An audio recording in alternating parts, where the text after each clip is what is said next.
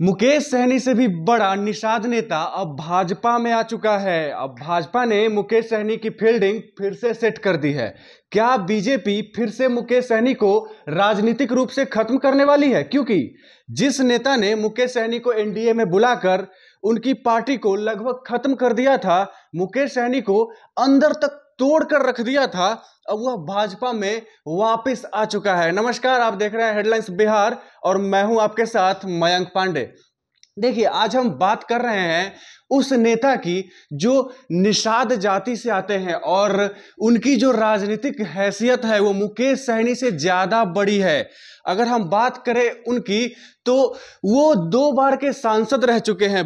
बिहार के मुजफ्फरपुर जिले से भारतीय जनता पार्टी से 2 बार के सांसद अजय निषाद की बात कर रहे हैं हम। कैप्टन जयनारायण निषाद के बेटे अजय निषाद, जिन्होंने मुकेश सहनी जब एनडीए में थे उस समय उनकी पार्टी को लगभग तोड़ कर रख दिया था, खत्म कर दिया था। क्योंकि मुकेश सहनी के पार्टी के 3 विधायक थे, 2020 की बात है, और उस समय उनके तीनों विधायक को तोड़ करके एनडीए में शामिल करवा लिया जाता है। देखिए, ये बात 2020 की है जब मुकेश सहनी एनडीए में थे, और उस समय एनडीए में जब मुकेश सहनी थे तब उनके 3 विधायक हुआ करते थे, और तीनों विधायक एक एक करके मुकेश सहनी को छोड़ देते हैं और एनडीए में किसी दल में शामिल हो जाते हैं। और इसका श्रेय जाता है अजय निषाद को, जो कैप्टन जयनारायण निषाद के बेटे हैं और उनकी लेगेसी को आगे बढ़ा रहे हैं। और अजय निषाद सिर्फ इतने पे ही नहीं रुकते हैं, मुकेश सहनी के पार्टी के कोषाध्यक्ष राजभूषण निषाद को भी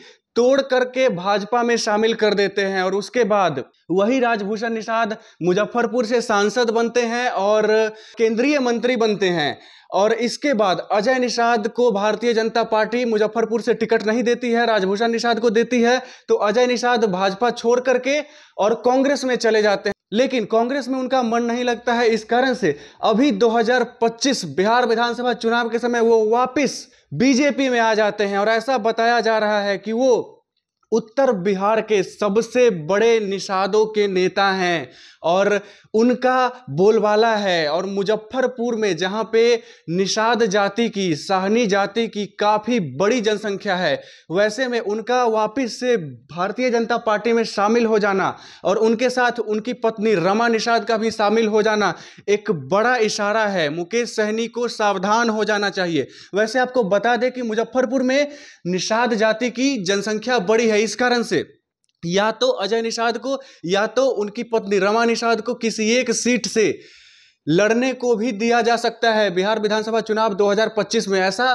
कयास लगाया जा रहा है कि रमा निषाद या तो औड़ाई से या कुढ़नी से किसी एक सीट से लड़ सकती है।